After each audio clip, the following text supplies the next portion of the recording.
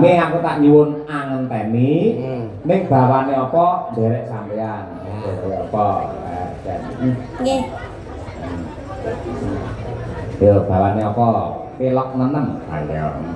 Ayo pelak-pelak nomor karyane Mbah Mantep Suwargi ya. Nggih. Monggo bawane apa? Manut karo sampean. Ya.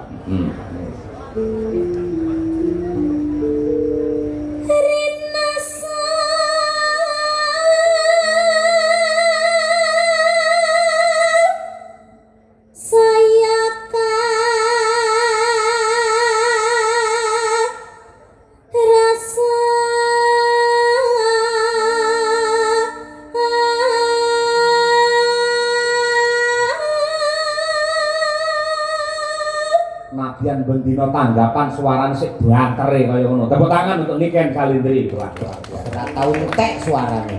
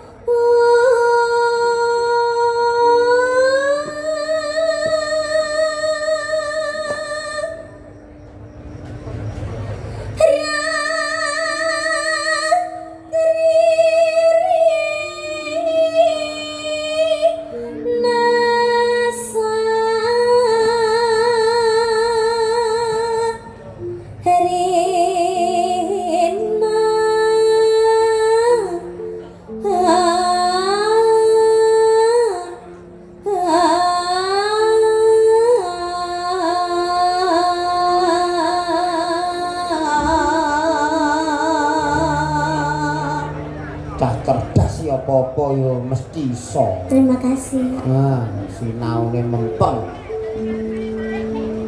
Yen wos rina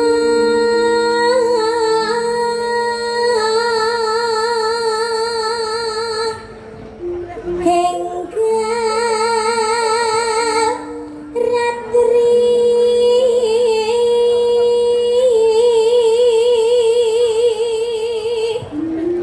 kang dulu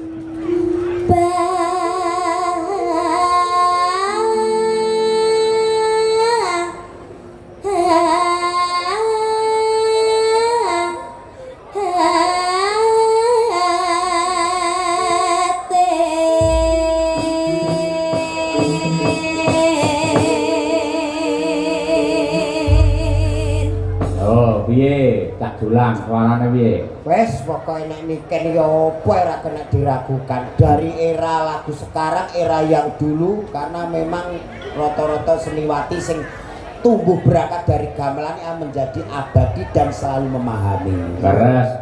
Mergo ngibarati bangunan iki pondasine gendut niken iki wis bakoh dhisik. Wah ditingkat pira wae model omah piye wae tetep kelakon mergo pondasine wis bakoh. Leres. Ya Nduk karo nggih mengenang Suwardi iki Mantep Sudarsono aturna langgame karya Mbah Mantep ngenteni. Cocok mangga. Nggih. Aku ngenteni tekamu kaya ngenteni madani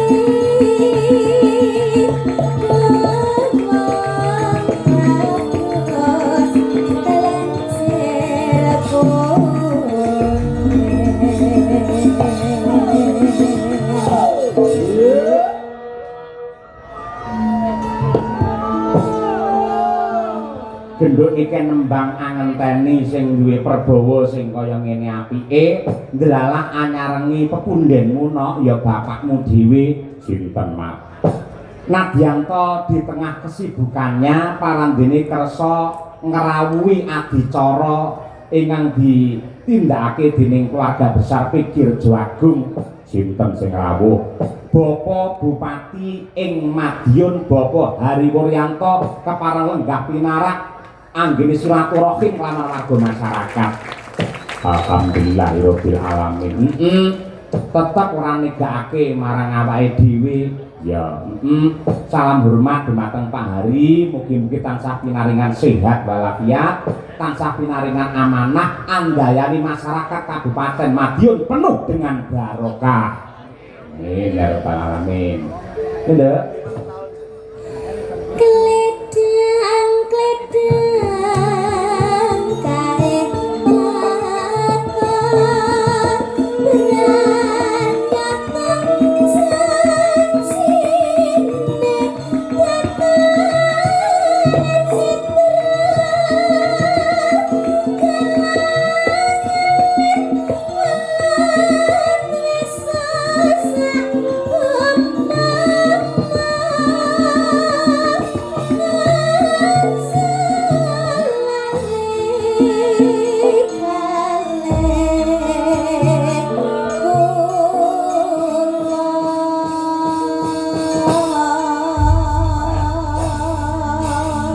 Bocah